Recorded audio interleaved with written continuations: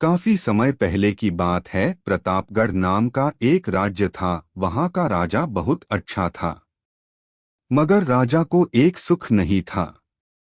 वह यह कि उसके कोई भी संतान नहीं थी, और वह चाहता था कि अब वह राज्य के अंदर किसी योग्य बच्चे को गोद ले, ताकि वह उसका उत्तराधिकारी बन सके और आगे की बागडोर को सुचारू रूप से चला सके।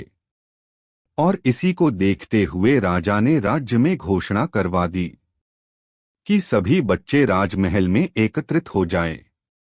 ऐसा ही हुआ। राजा ने सभी बच्चों को पौधे लगाने के लिए भिन्न भिन्न प्रकार के बीज दिए और कहा कि अब हम 6 महीने बाद मिलेंगे और देखेंगे कि किसका पौधा सबसे अच्छा होगा। महीना बीत जाने के बाद भी एक बच्चा ऐसा था जिसके गमले में वह बीज अभी तक नहीं फूटा था, लेकिन वह रोज उसकी देखभाल करता था और रोज पौधे को पानी देता था।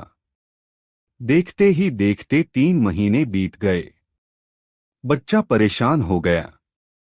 तभी उसकी माँ ने कहा कि बेटा धैर्य रखो, कुछ बीजों को फलने में ज्यादा वक्त लगता है। और वह पौधे को सींचता रहा।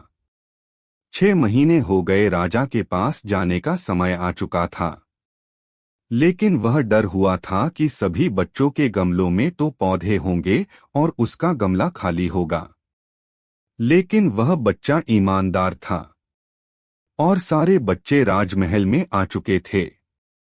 कुछ बच्चे जोश से भरे हुए थे, क्योंकि उनके अंदर राज्य का उत्तराधिकारी बनने की प्रबल लालसा थी।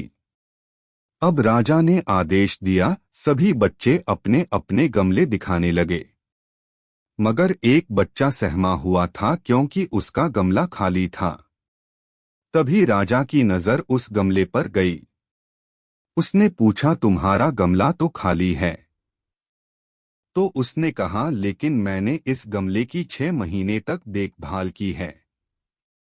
राजा उसकी ईमानदारी से खुश था कि उसका गमला खाली है, फिर भी वह हिम्मत करके यहाँ आ तो गया। सभी बच्चों के गमले देखने के बाद राजा ने उस बच्चे को सभी के सामने बुलाया। बच्चा सहम गया और राजा ने वह गमला सभी को दिखाया। सभी बच्चे जोर से हंसने लगे। राजा ने कहा, शांत हो जाइए, इतने खुश मत होइए। आप सभी के पास जो पौधे हैं वो सब बंजर है। आप चाहे कितनी भी मेहनत कर ले, उनसे कुछ नहीं निकलेगा। लेकिन असली बीज यही था। राजा उसकी ईमानदारी से बेहद खुश हुआ और उस बच्चे को राज्य का उत्तराधिकारी बना दिया गया। लेकिन हमें इस कहानी से क्या सीखने को मिला? मेरे हिसाब से अपने अंदर ईमानदारी का होना बहुत जरूरी है। अगर हम खुद के साथ ईमानदार हैं तो जीवन के किसी न किसी पड़ाव में सफल हो ही जाएंगे, क्योंकि हमारी औकात हमें ही पता होती है। हम खुद को पागल बनाकर खुद का ही नुकसान करते हैं।